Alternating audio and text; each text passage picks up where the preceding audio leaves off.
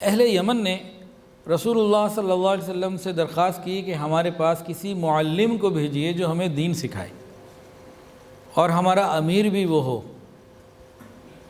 ہمارے لیے اس کو گورنر بنا کے بھیجیے، لیکن گورنر ایسا ہو جو دینی معاملات بھی پورے جانتا ہو، یعنی عالم بھی ہو اور دنیاوی معاملات بھی جانتا ہو۔ تو معلوم یہ ہوا کہ جتنے حکومت کے عہدے ہیں، حکومتی عہدے، یہ ان لوگوں کے پاس ہونے چاہیے جو دنیاوی علوم پہ بھی دسترس رکھتے ہوں اور دینی علوم کے اوپر بھی دسترس رکھتے ہوں، دنیاوی بھی سمجھ بوجھ رکھتے ہوں، فہم رکھتے ہوں، اور دین کے بارے میں بھی سمجھ بوجھ رکھتے ہوں۔ کیونکہ اہل اقتدار سے پوچھا جائے گا تم کلمہ گو تھے، تمہیں اللہ نے اقتدار دیا، اس اقتدار میں تم نے دین کے لیے کیا کیا؟ تو خیر جب اہل یمن نے یہ کہا، حضور پاک صلی اللہ علیہ وسلم کی مبارک نظر حضرت معاذ ابن جبل رضی اللہ عنہ کے اوپر پڑی، اور ان کو یمن کا گورنر بنا کے، معلم بنا کے آپ نے بھیجنے کا حکم دیا۔ ان کو فرمایا کہ ان کو بلایا کہ یہاں معاذ تم یمن چلے جاؤ، تمہاری وہاں ضرورت ہے۔ پھر آپ نے ان کو بہت ساری وصیتیں نصیحتیں فرمائے، ارشادات دیے، اور نبی کریم صلی اللہ علیہ وسلم ان کو لے کے جب مسجد نبوی سے چلے تو آگے تقریباً آدھا پونا کلومیٹر ایک آگے مقام ہے، الحمدللہ اس کو دیکھنے کا موقع ملا مدینہ میں، وہاں تک آئے۔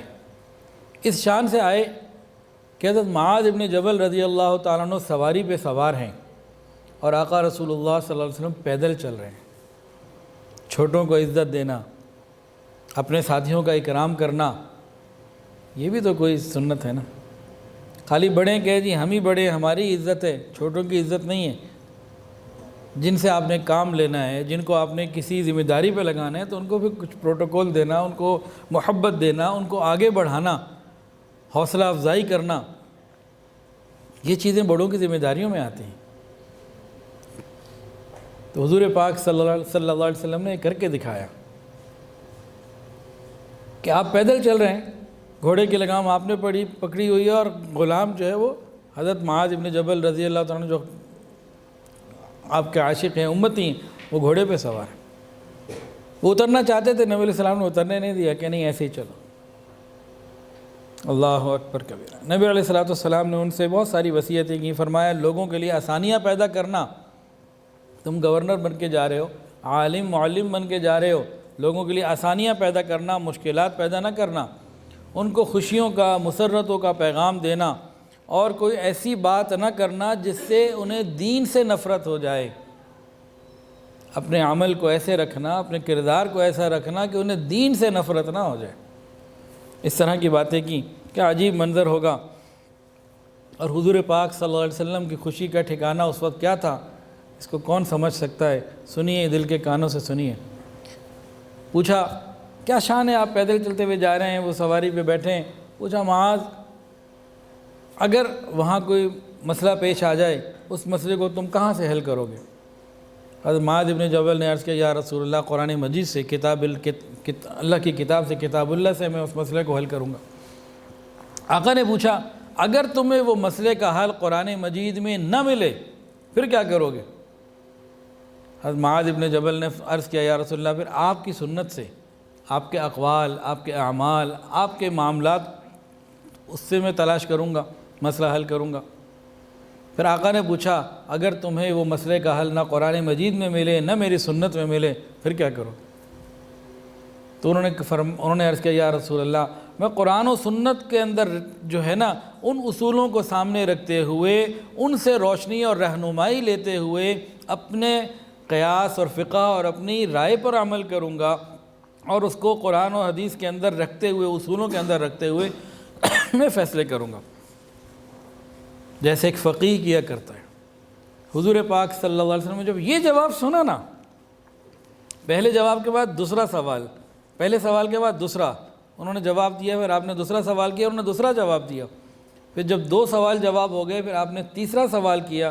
تیسرے سوال کا انہوں نے کتنا خوبصورت جواب دیا کہ میں کوئی چیز نہ کتاب اللہ سے ملی نہ سنت رسول اللہ صلی اللہ علیہ وسلم سے ملی، اس کو پھر میں قرآن مجید اور حدیث کے اندر اصولوں کو سامنے رکھتے ہوئے اپنی رائے سے اجتہاد کروں گا، اور پھر میں فیصلہ کروں گا، اپنی رائے قائم کروں گا۔ حضور پاک صلی اللہ علیہ وسلم خوش ہو گئے، فرمایا یا اللہ تیرا کتنا کرم ہے کہ تو نے میرے قاصد کو، میرے ساتھی کو ایسا بنا دیا کہ اس نے بات ایسی کہی کہ میرا دل خوش ہو گیا، میں راضی ہو گیا۔ تو تفقہ فی الدین یہ اللہ سے مانگنا چاہیے۔ اللہ اکبر کبیرہ۔ حضرت معاذ ابن جبل رضی اللہ تعالیٰ عنہ، ان کا بہت بڑا مقام ہے۔ 18 سال کی عمر میں تقریباً مسلمان ہوئے، اور بیعت عقبہ میں جو 70 بزرگ حضرات شریک ہوئے تھے ان میں سے ہی شامل تھے ہجرت سے پہلے، اور دین کے مسائل سیکھنے میں، قرآن اور حدیث کو سمجھنے میں ان کو ایک کمال حاصل ہو گیا تھا۔ نبی کریم صلی اللہ علیہ وسلم نے ان کو ایک سند عطا فرمائی، فرمایا اعلم امتی بالحلال والحرام معاذ بن جبل، فرمایا کہ میری امت میں سب سے زیادہ حلال اور حرام سے واقف معاذ بن جبل ہیں۔ اتنا اللہ تعالیٰ نے ان کو علم عطا فرمایا تھا۔ حضرت معاذ بن جبل رضی اللہ عنہ کے بارے میں نبی علیہ السلام نے یہ بھی فرمایا کہ قیامت کے دن علماء کے سردار ہوں گے، تمام دنیا کے علماء حضرت معاذ بن جبل رضی اللہ تعالیٰ عنہ کے پیچھے ہوں گے۔ یہ علماء کی بھی قدردانی ہے، اور ان کا تو ایک مقام آپ نے بلند فرما دیا نا، کہ جتنے علماء کرام ہیں یہ سارے کے سارے قیامت کے دن حضرت معاذ بن جبل رضی اللہ عنہ کے پیچھے ہوں گے۔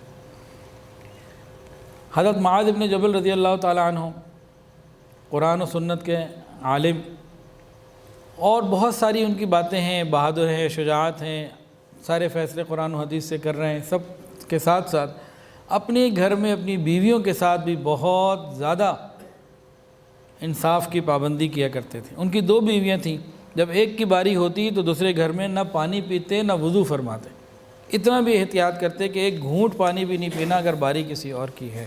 ویڈیو کے نیچے سبسکرائب کے بٹن پہ کلک کریں، بیل کے آئیکن پہ کلک کیجئے تاکہ ہر نئی ویڈیو کی نوٹیفیکیشن آپ کو مل جائے۔